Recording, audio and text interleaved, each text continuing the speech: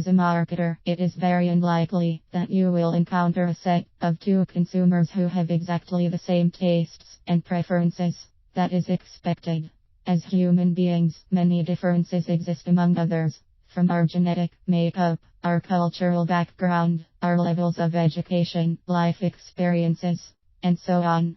One will therefore not be surprised when consumers demand different things from a product or service. Behavioral segmentation is the subdividing of a market based on these differences.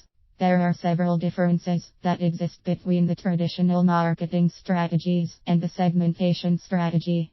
For instance, in the traditional approach, mass marketing was practiced. The marketer typically sent out a message to a large pool of potential customers in the hope of reaching out to buyers of products or services. In segmentation, the customer pool is stratified, and each is treated differently from the other.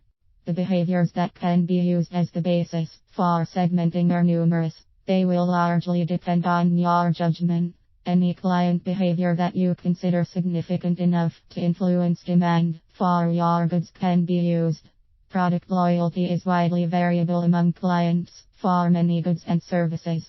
It is possible to classify your clients in several groups, depending on their levels of loyalty.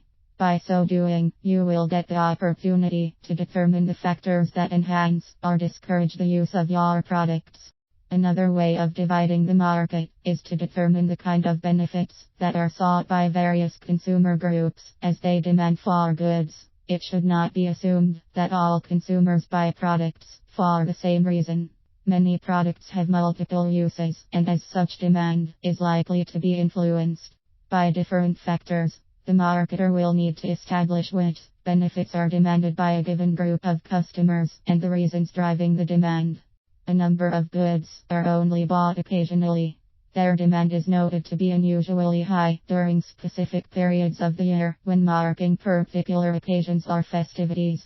Christians buy lots of religious goods during Christmas and Easter. For this reason, they form a very important segment that needs to be recognized. If one is not aware of the existence of this segment of customers, then they will not adequately meet the demand. Usage rate refers to the number of times that a client uses a given product within a specified period of time. The rate is a reflection of the quantity demanded, which means that people who use a given product more frequently also have high demand for the same.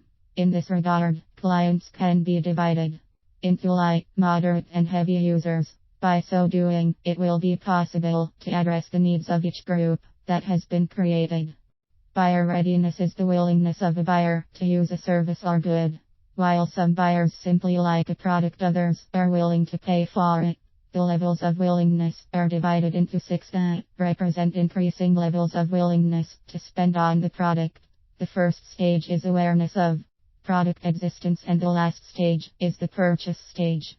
Apart from behavioral segmentation, there are many other ways of subdividing markets. The commonly used ones include the use of geographic, demographic, and psychographic characteristics. The most important thing is to ensure that the segment created has members that share the same concerns.